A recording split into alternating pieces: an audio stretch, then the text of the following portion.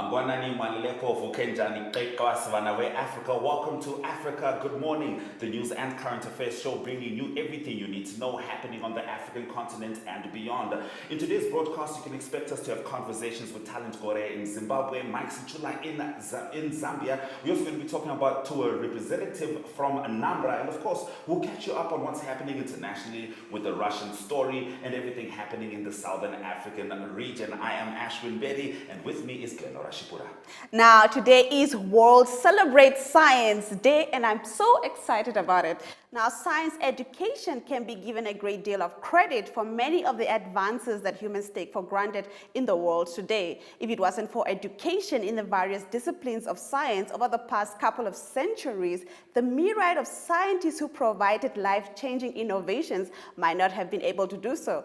On this important day of the year, science education is celebrated. Let's have a look at this video on Science Day.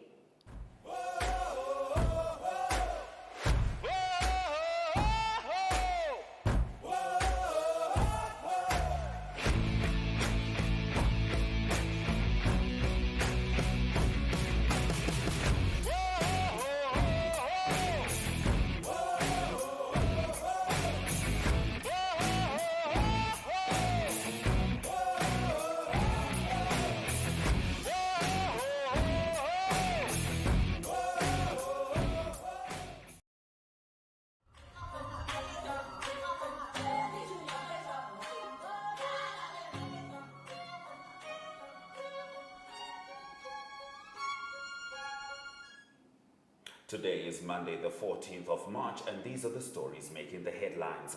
Russia strikes military base near Polish border, 9 dead, Ukraine says. A Russian missile attack on a large Ukrainian military facility near the border with NATO member Poland on Sunday killed 9 people and wounded 57, Ukrainian officials said. Foreign military instructors have previously worked at the base, Ukraine said. It was not clear whether any were there at the time. The 360 square kilometer facility, less than 25 kilometers from the Polish border, is one of Ukraine's biggest and the largest in the western part of the country. 19 ambulances with sirens were seen driving from the direction of the Gotv facility after the strike, and black smoke rose from the area. Russia has attacked the International Center for Peacekeeping and Security near Lviv. Foreign instructors work there. Information about the victims is being clarified, Ukrainian Defense Minister Oleksiy Razgnov said on an online post. Now, the Ukrainian Defense Ministry representative told Reuters the ministry was still trying to establish if any foreign instructors were at the center at the time of the attack. Now, in our next story, 4 suspected terrorists killed after failed Katsina attack. Now, 4 suspected terrorists have been killed by men of the Katsina State Police Command during a failed attack in the Malumafashi and Danmusa local government areas of the state. Now, the camps of the terrorists in different locations were also said to have been raided, while 131 cows and 55 sheep earlier rustled by the terrorists were recovered. Now, the Police Public Relations Officer Gambo Isai said the operations followed a distress call received by the command that Yanama village was being attacked by terrorists. Isai said the team succeeded in blocking the terrorists at Kanyar Nongora, Kukar Sheka village, Kanakara local government area, and had a fierce gun duel with them. Now, the team successfully repelled the terrorists. 3 terrorists were neutralized and 7 cows were recovered. He added that on March 5, 2022, men of the command carried out string operations and burned down suspected terrorist camps, where the items recovered from the terrorists included 2 operational motorcycles, 92 cows, and 32 sheep. In our next story, 7 dead as Cyclone Gombe hits Mozambique. At least 7 people died as Tropical Cyclone Gombe made early morning landfall in Mozambique on Friday, packing wind speeds exceeding 200 kilometers per hour that pummeled north and central areas of the country. The Southern African country has been struggling to recover from a series of devastating cyclones that have killed scores of people and displaced thousands. President Filipe Nyusi said that 7 people people were killed across Nampula province due to fallen houses and other infrastructure collapsing. He said the storm's initial damage was in Nampula in Mozambique's northeast. The World Meteorological Organization said Gombe made landfall as an intense Category 3 cyclone. Now, winds have weakened, but the heavy rains bring a threat of flooding in Mozambique and southern Malawi for several days. Tropical storm Anna killed at least 88 people across southern and eastern Africa in January, the most recent severe storm to hit a southern African region where millions of impoverished people are facing volatile weather conditions blamed on rising temperatures and climate change. Now, in our next story, South African anger focused on foreigners. Now, Alexandra is one of the poorest areas in South Africa. Two controversial groups, the Alexandra Dudla Movement and Operation Dudla, which are campaigning against undocumented foreign nationals, have emerged recently, and support seems to be growing among South African communities who feel marginalized. Now, there are concerns that their campaigns could lead to yet another outbreak of xenophobic violence in the country, of which poverty is the main driver of this tension, as South African residents believe that foreigners are the cause of many of their difficulties. Now, though the two groups are separate, they both hope to drive out undocumented African migrants from their communities. They believe by doing this, they can ensure that jobs and business opportunities go to South Africans. Now, the Alexandra Dudla movement was founded last year and alleged that foreign nationals were illegally occupying government-issued housing in Alexandra, which is supposed to be for the poor citizens. Now, but the campaign has expanded to include a call for all undocumented African migrants to stop trading in Alexandra. Now, under the banner of OTS, thousands of teachers strike in Cameroon. Cameroonian public school teachers have been on strike for 3 weeks. Despite the government's promises, not all teachers are convinced. Citing deteriorating conditions and unpaid salaries, some dating back years, Cameroonian public school teachers have been on strike as they chant OTS, an acronym standing for On a trop sapote, meaning we have endured too much. They joined the teacher strike in Cameroon. Now, behind the banner OTS, teachers who refuse to work, citing deteriorating conditions and unpaid salaries, some dating back years. The collective OTS has brought together unions members and non-union members. The collective now demands 181 billion CFA francs for teachers to return to classes. According to them, the amount is equivalent to the money the state owes teachers. All right, that brings us to the end of the first half of our top stories. More news after the break.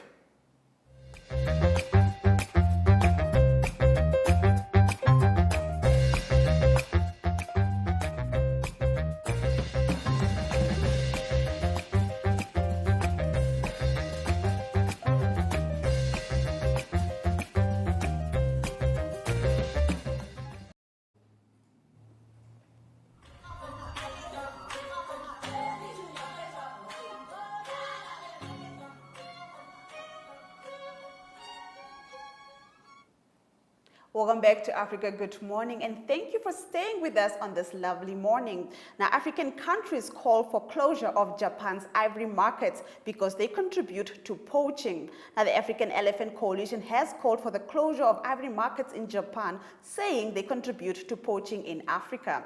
Now, this clarion call was made at the Convention on International Trade in Endangered Species of Wild Fauna and Flora Conference in Lyon, France, which will end on Friday. Now, the Director of Wildlife and Hunting Resources in Burkina Faso said they stressed that any legal markets offers an opportunity for laundering ivory and can therefore contribute to illegal trade and poaching.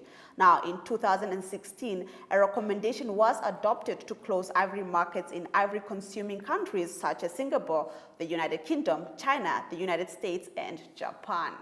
Now, as the Western world grapples with the Russia and Ukraine war, Brits to get £350 a month to open to Ukraine refugees. Now, Britain will pay people to open their homes to Ukrainians fleeing the Russian invasion as the government moves to deflect anger over its response to the fastest growing refugee crisis in Europe since World War II. The scheme, called Homes for Ukraine, will let refugees from the war come to Britain even if they do not have family ties, the government said on Sunday. Now, Britain will will pay people £350, an equivalent of $456 a month, if they can offer refugees a spare room or property for a minimum period of 6 months. Under the new scheme, members of the public, charities, businesses, and community groups should be able to offer accommodation via a web page by the end of next week, the government also said.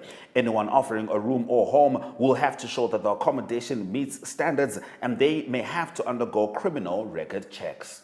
Now, in our next story, Tanzania withdrawal from Africa Court provision, not political. Now, the decision made by Tanzania to withdraw from the African Court Declaration on Non-Governmental Organization was arrived at to ensure that the country's sovereignty is protected from within the legal framework outside its borders. Now, the withdrawal was not politically motivated, affirmed the Deputy Minister for Foreign Affairs and East African Cooperation, Baruch Nassor Baruch. Now, he dismissed reports that Tanzania has wholly withdrawn from the African Court on Human and People's Rights, saying the impression created was misguided. Now, the Deputy Minister made yet another clarification by the government after opening a retreat for the AFCHPR judges and senior officials from the African Union seat in Addis Ababa. Now, the officials are members of the AU Permanent Representative Committee, an advisory body of the Continental Organization and its organ, including the court. Now, Tanzania is one of the first signatories of the 1998 protocol made by the African leaders that established the judicial region. All right, in our next story, Kenya lifts remaining COVID restrictions.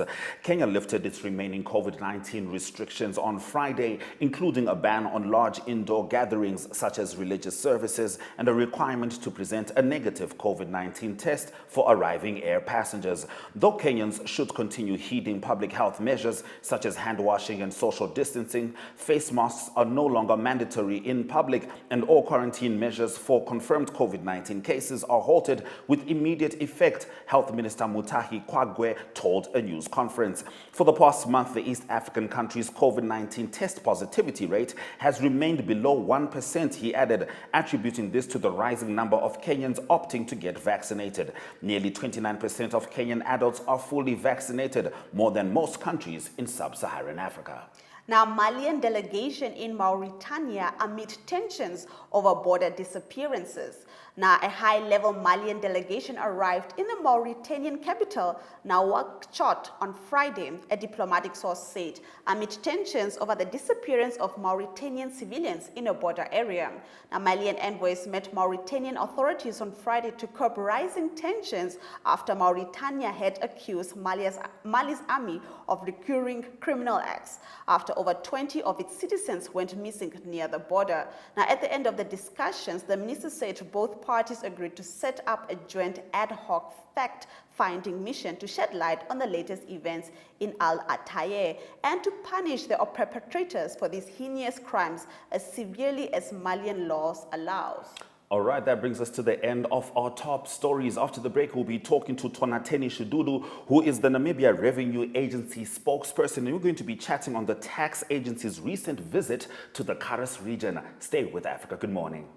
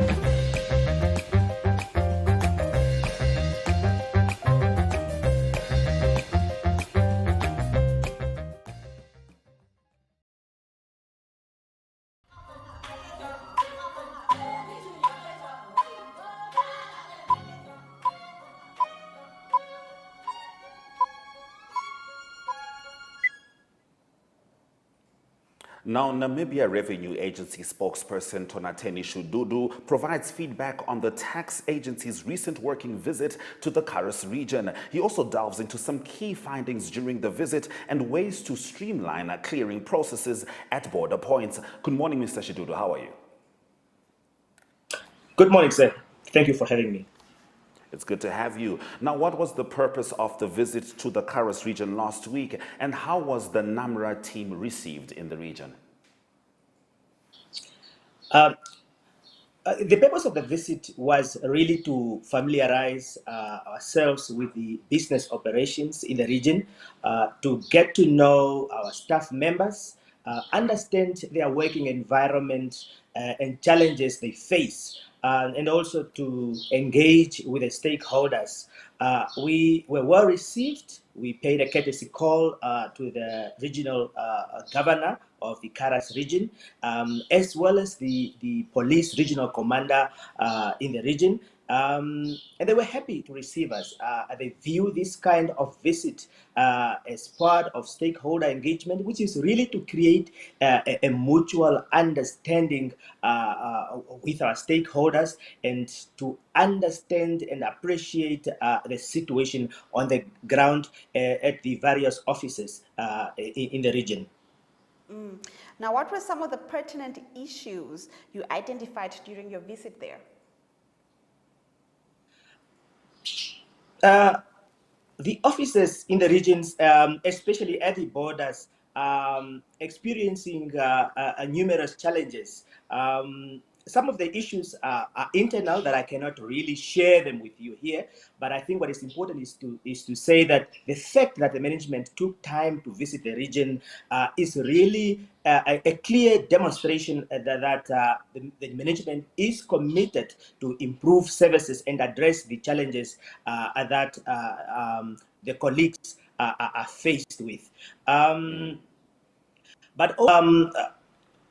There are many challenges, as I said, at the border. For example, there is problems of poor connection or internet connections, and some of these issues involve other stakeholders. So we were really able to get to understand all these issues that our colleagues are faced with, and we are taking them back to the office and see how we can solve this problem. But it was also important to engage the stakeholders, the general taxpayers and traders, just to understand how they view the institution, how they view NAMRA, how we can cooperate and work together to maximize revenue collection. All right. Now, would you say that taxpayer education in the regions is satisfactory or more needs to be done? Education is an ongoing process. You will not really reach a complete satisfaction level. On the 9th of March, during our visit to the Karas region, we had a stakeholder engagement session where we invited the taxpayers, the traders, so these were the general taxpayers and business people to come and listen to our presentations. So we had a presentations from the domestic taxes department as well as the one from the customs and excise department, just to educate them on our services and to workshop them on the requirements of different services and products that we offer. So it was well received, but we also get to realize that there is a lot that need to be done in terms of taxpayers education. People need to understand the different types of tax, how can they register for the different types of taxes, how can they be compliant. So it was really good to have that engagement, and we believe that we have a lot to do in terms of taxpayers education. The good thing is that we already have our plan in place, which is approved by management, and for the next year, we will see, and when I'm talking about next year, I'm referring to the next financial year, which starts on the 1st of April. You will see many activities that NAMRA will be conducting to the regions. All right. And these activities are actually to educate the taxpayers to understand All right. Actually, the I taxation like that. process and Sorry, how they Mr. can be Shidudu. compliant. Mr. Shidudu, I like that you touched on that because actually our last question to you was those who claim that these visits are a waste of resources. Tell us, could you share with us why these visits are actually necessary? I believe you're starting to touch on that, but as briefly as you can, do finish off. Well, the visit was not a waste of resources. Remember, we are building a new institution. NAMRA was just created in April last year. So many of our executives and managers came from outside. They do not have an understanding of what is going on in the region. So they needed to be there to understand appreciation of the issues or on the ground. So we believe that you cannot manage that which you do not know. So it was really important for us to get that understanding of what is going on in the region, to engage the stakeholders, and get to know our staff members so that we are able to respond in an effective manner to maximize revenue collection for our country. All right. Well, like you said, you cannot manage what you don't know, which is why it was, of course, essential for you to be in the Karos region. We were just talking to Mr. Tonateni Shidudu, who is the Namibia Revenue Agency spokesperson. Thank you very much, sir, for joining Africa. Good morning. Thank you for having me. It's always good to have you right here. Now, unfortunately, sadly, on Friday, Zambia's fourth president, Rupiah Banda, passed away. We'll be getting into that and more Zambian news with Mike Sichula after the break.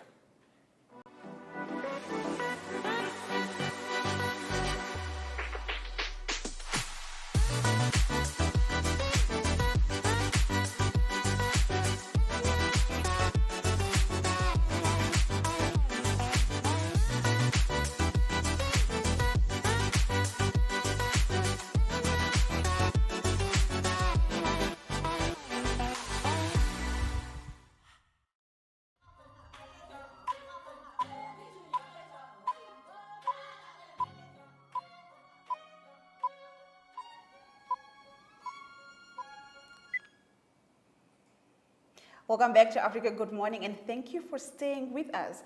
Now we head on over to Lusaka, Zambia, speaking to Mike Sichula. Good morning, Mike. Africa, good morning. I'm very well, thank you. How are you doing there? I'm good, thank you. Now we begin our news from Zambia on a sad note, where the country's fourth president, Rupiah Banda, passed away on Friday. To tell us more. Yes, actually, it's a sad state of affairs here in Zambia. Like you have right to put it, on Friday, early in the evening, news broke out that President Rupiah Banda had passed away. In 2020, Mr. Banda made it public that he was suffering from colon cancer. And in between 2020 and by the time he passed on, his health had deteriorated, and he was always away from public light. So a number of our viewers maybe may not know, President Banda became president of Zambia in 2008 up to 2011. He took over, he succeeded late President Rupiah Banda, who also, late President Levi Mwanawasa, who passed away in 2008 on national duties. So after this death, the government has now declared 7 days of national mourning, and that President Rupiah Banda will be buried on the 18th of March 2022 at the presidential burial site at Embassy Park here in Lusaka.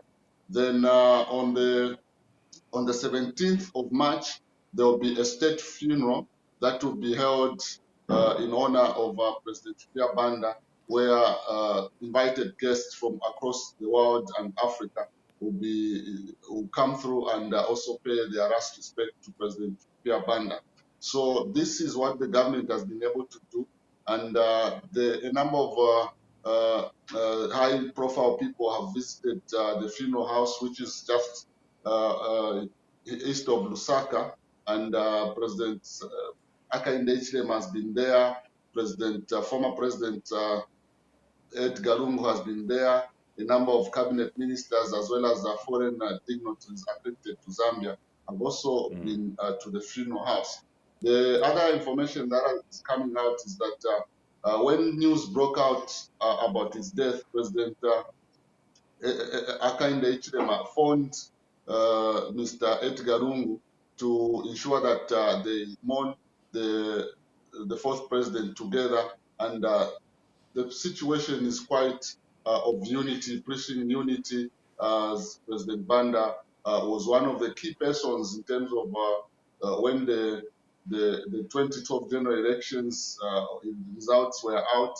He called both Mr. Lungu and Mr. Hakainde Hichilema to ensure that there was peace during that period.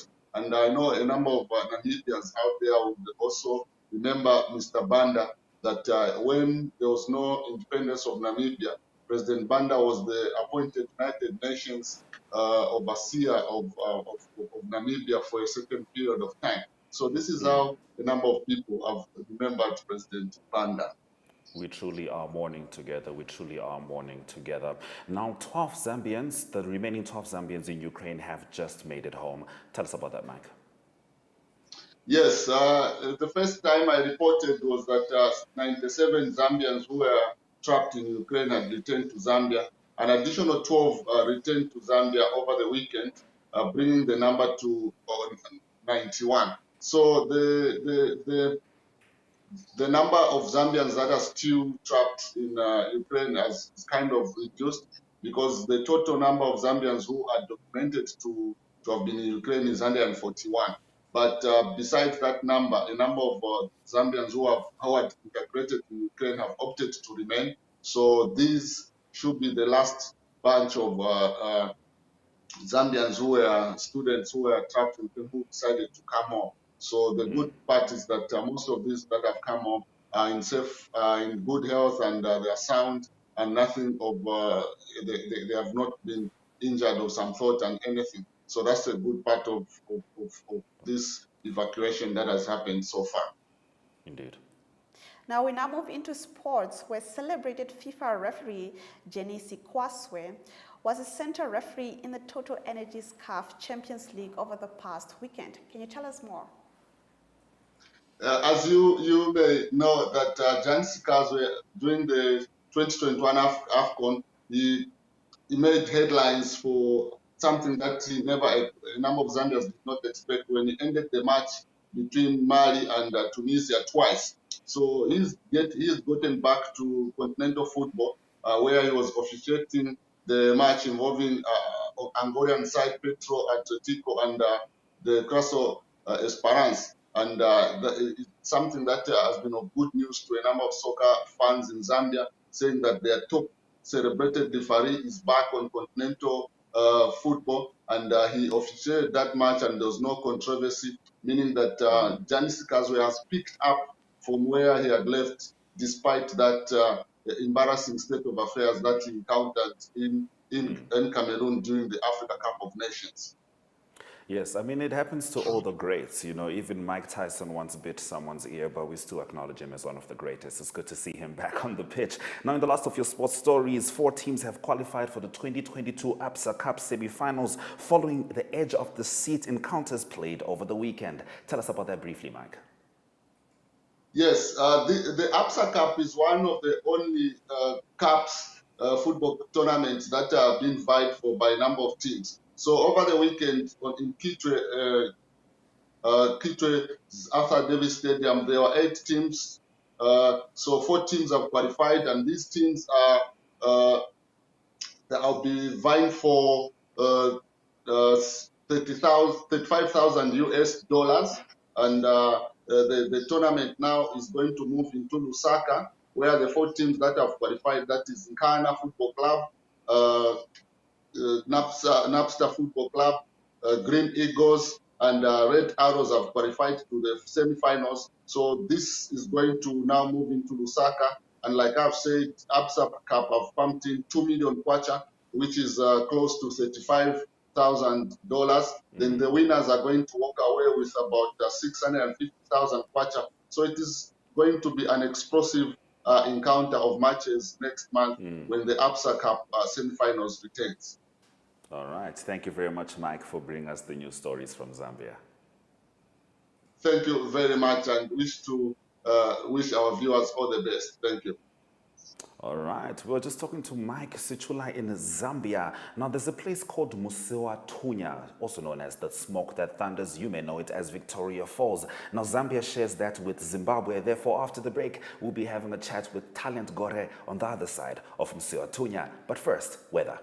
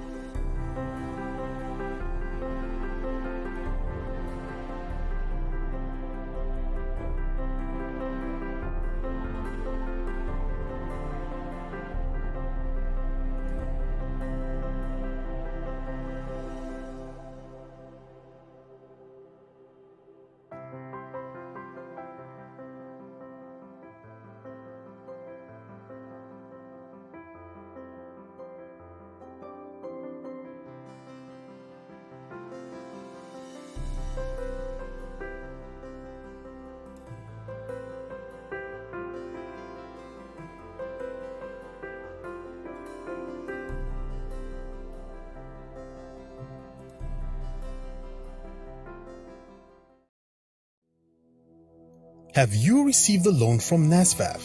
NSFAF loan is the same as any other loan. It must be paid and settled. NSFAF has a set of guidelines on how you can repay your loan and become debt-free. Therefore, it is important that you, a former beneficiary and a responsible Namibian, show your patriotism by helping pay back your loan and thus helping NSFAF become a revolving fund for the benefit of future potential students. By failing to pay back your NSFAF loan, you risk being blacklisted or having a court order against you. So arrange with the fund to pay back your loan today. For more information on how you can repay your loan, visit our website at www.nasfaf.na or visit our Facebook page or Twitter. Do the right thing and hashtag #paybackthemoney.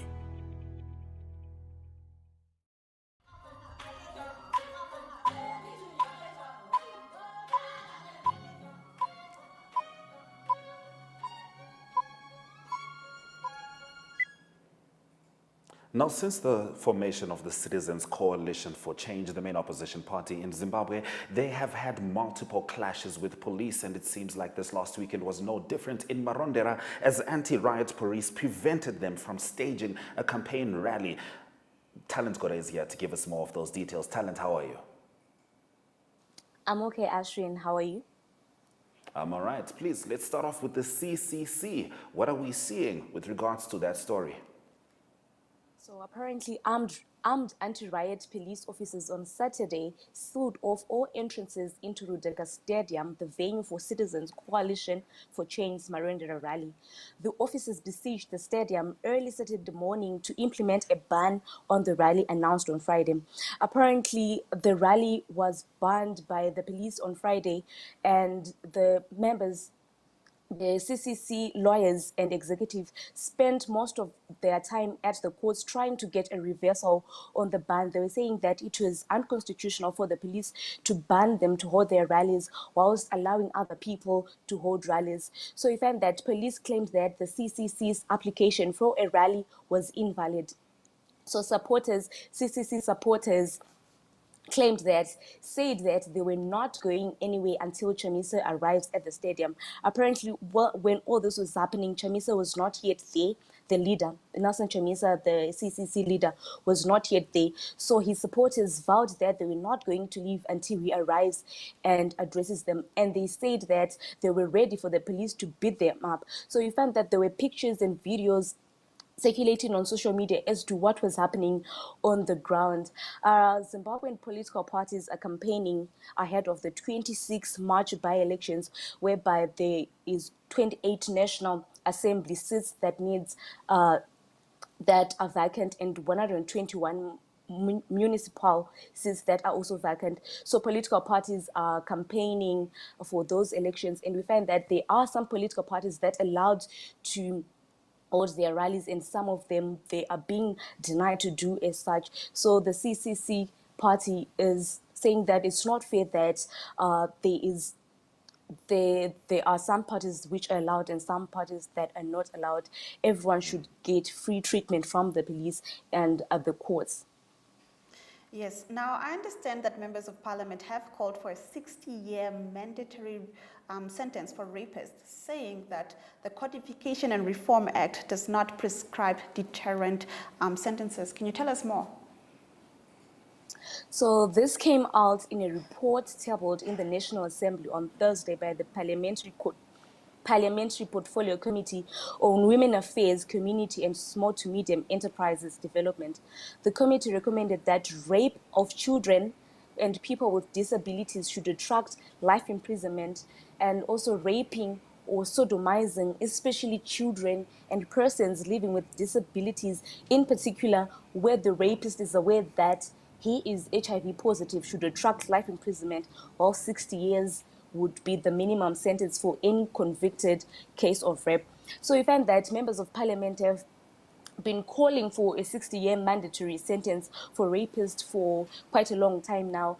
And I've seen that they go to court, they go to the parliament and they debate on this issue. And most of them, they're saying that there should be a mandatory 60-year sentence for rapists, and that the Criminal Law Codification and Reform Act should be amplified to include that inside it. I believe the same conversation is happening in Namibia. I wonder if there'll be any correlation as both stories develop. Now, in your last story, 350 businesses have been nabbed for currency sabotage. Tell us about that talent. So apparently over 200 local businesses were slapped with severe sanctions by the Financial Intelligence Unit for manipulating the foreign currency exchange rate through illicit black market currency trading and abusing the official foreign exchange rate. The FIU, which is the Financial Intelligence Unit, is the Reserve Bank's investigation arm, and it has referred over 140 cases of alleged financial crimes relating to currency manipulation to law enforcement agencies for further investigation over the same period. Last month, the FIU ordered the freezing of bank accounts for 4 companies citing suspicious activities related to money laundering activities. So we find that the FIU has been conducting these investigations for quite a long time now, and they have been slapping several businesses with sanctions.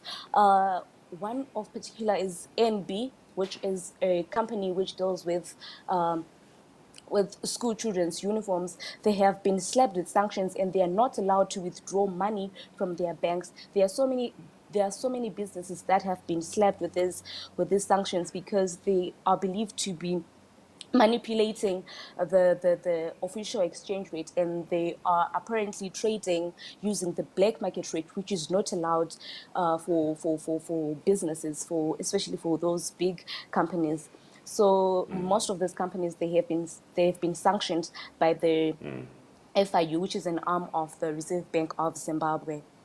Well, that's a shame. I remember being a young kid looking forward to buying uniforms at NB just before we got into the school term. Thank you very much, Talent, for bringing us the news stories from Zimbabwe. You're welcome, and thank you very much for having me. It's always good having you on Africa. Good morning. Now, after the break, we'll get into your economic news stories, starting out with South African airline Comair's fleet being grounded indefinitely. See you soon.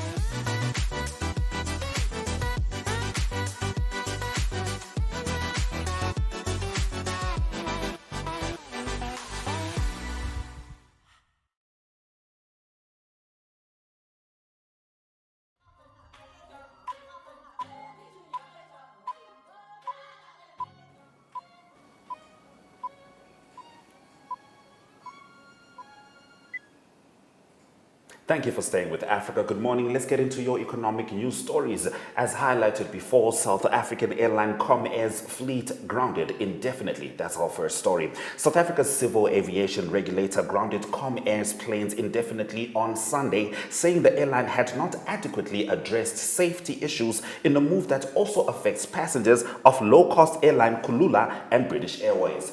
A spokesperson for the South African Civil Aviation Authority said it had extended a 24-hour precautionary suspension of Comair's operator certificate indefinitely. Issuing the precautionary notice on Saturday, the regulator said in the past month, Comair had experienced safety problems ranging from engine failures, engine malfunction, and landing gear malfunctions, among others. In its investigations, SACAA said it had discovered 3 so-called Level 1 findings which pose an immediate risk and must be addressed immediately. Now, World Bank highlights land ownership as anti-poverty tool. Now, the World Bank has listed Namibia as the fourth most unequal country in the world, with land ownership being one of the biggest drivers of this. Now, the report states that improving security of tenure in both urban and rural areas can significantly benefit household income and equity. Now, land ownership increases household consumption and significantly reduces the probability of falling into poverty, it states. Now, the report further says that urban landowners have a 21% lower probability falling into poverty, with rural areas at 11%. Now, the impact of poverty is the biggest in Namibia and Botswana. The top 10% richest Namibians hold 65.5% of the country's financial assets, it says. Now, the bank says Namibia has been experiencing a slow pace of land reform, mainly because of its willing buyer, willing seller policy. Now, Namibians of European descent own about 70% of the land in the country, which represent 27.8 million hectares of the country's 39.7 million hectares of commercial farmland, while black Namibians own only 16%. In our next story, Nigerian National Petroleum Company headquarters refineries post 123.64 billion naira deficit in 9 months. The latest monthly oil and gas report of the Nigerian National Petroleum Company Limited has revealed that the combined deficit of the headquarters of the NNPC and the 3 refineries under its management from January to September 2021 is 123.64 billion naira. The report, however, stated that the budgeted deficits for the corporate headquarters and the refineries during the 9-month period were 151.12 billion naira and 49.8 billion naira respectively. In the report, the NNPC stated that the deficit posted by its corporate headquarters in September 2021 alone was 5.956 billion naira, down from the 10.226 billion naira recorded in August in the same year. Now, in our next story, Guinea suspends Simandou iron ore project, says there has been no progress. Now, Guinea's ruling junta has ordered the cessation of all activities at the massive Simandou iron ore deposit owned by Rio Tinto and a Chinese-backed consortium, saying it was seeking clarification of how Guinea's interests will be preserved. Now, Simandou, in Guinea's remote southeastern corner, is the largest known deposit of its kind, holding more than 2 billion tons of high-grade ore, but legal disputes and the cost of building infrastructure have left it entirely untapped decades after its discovery. Now, Guinea's interim government said interim president Mamadi Doumbouya, who took power in a military coup in September, had not seen any progress towards developing the project. Now, analysts at CRU Group estimate Simandou could eventually produce 150 million tons of iron ore in a year, making Guinea the largest iron ore exporter in the world, after Australia at 900 million tons a year and Brazil at 360 million tons a year. All right, that brings us to the end of our economic news stories. Just now we'll be crossing over to Ari as we talk about everything from the Cape Town cycle tour and Arsenal finally deciding to care about my mental health by bagging in some wins. But before that, your economic indicators.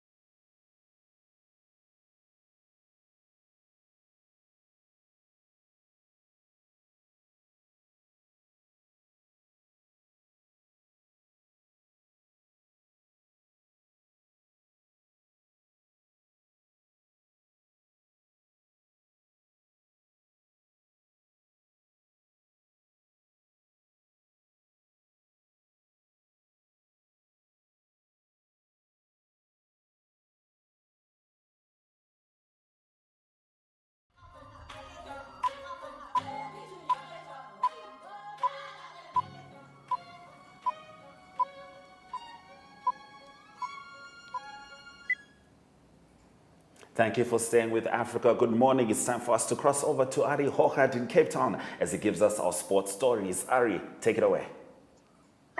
Yes, thank you. Ashwin, nice to talk to you. Yes, Arsenal is good for your mental health. It wasn't good for Leicester City's mental health. And seems like there's always somebody that they have a bad Monday in football. But let's start off with some cycling news. As you mentioned, it was the Cape Town Cycle Tour. It's not a nice day as today behind me. Yesterday it was raining in the morning, but it was a great result for Mark Spritzen. He is Namibian-born cyclist, and he won the cycle tour in an impressive fashion in difficult conditions. It was also in the women's section that it was Frances Kim Lacourt Le Belot. She's from France, and she won the women's section in the tour, and that was also in the sprint to the end. It was a close finish for her, and in fourth position in the women's section there was Vera Luce from Namibia, also a great performance from her. And there is Mark Spritzen winning the Cape Town Cycle Tour in the rain in Cape Town yesterday. Let's move on to some cricket news. The big tournament taking place at the moment in New Zealand. It is the Women's 50-over World Cup. Big event. There's been quite a few games being played, quite a few surprises as well. Host New Zealand really struggling. They lost again over the weekend. They played against Australia. Australia, they're batting in action. They won with 141 runs. So a difficult tournament for New Zealand at the moment. India beat the West Indies by 155 runs, and the game currently taking place, big game for South Africa taking place at the moment. South Africa playing England currently. England batted first, 235 for 9 they made in the 50 overs. South Africa just a while ago, 41 for the loss of 1 wicket. On to some tennis news. It's the Indian Wells tennis tournament. All the best players in the world playing there, especially in the men's section of the draw, besides Novak Djokovic that had to withdraw because of his not being vaccinated. But the results there was Emma Raducanu. She is from Britain, from England, US Open winner before, and she lost against Petra Martez, and that was in 3 sets. That is Victoria Azarenka, still doing well in the tournament. She's the 13th seed. She beat Astra Sharma of Australia by 7-3 and or 6-3 and 7-5. So Victoria Azarenka through to the next round. And then in the men's section, it is Alexander Zverev that is still in the tournament. Gilles Monfils, he's the Frenchman. There's Gilles Monfils of France. He beat Filip Krajinovic of Serbia by 6-3 and 6-4. He's through to the next round. Big names still in that tournament. Rafael Nadal and Daniel Medvedev also still in that tournament. So a tough draw to come through to win at Indian Wells in California. Now on to some English Premier League. As you mentioned, Ashwin, it is Arsenal that had impressive win against Leicester City, and they beat them by 2-0, and they solidly in the 4th position now. It is 4th position is a big achievement in the English Premier League because you can play Champions League. That is big money there, and they beat them 2-0. At the moment, Arsenal 4th on the list, 51 points after 26 games. Manchester United is number 5. They have 50 points after 29 games. Other results real quick. Liverpool beat Brighton by 2-0. Manchester United beat Tottenham Hotspur by 3-2. And then Chelsea was too strong for Newcastle, 1-0. And lock leaders Manchester City, they will play tonight. All right, Ari, we're going to have to leave our sports stories right there, but thank you very much for bringing us that comprehensive update. Absolutely. Have a great day, everyone. Talk again. Bye-bye. All right, certainly look forward to talking to you again. This is Still Africa. Good morning. After this break, your highlights.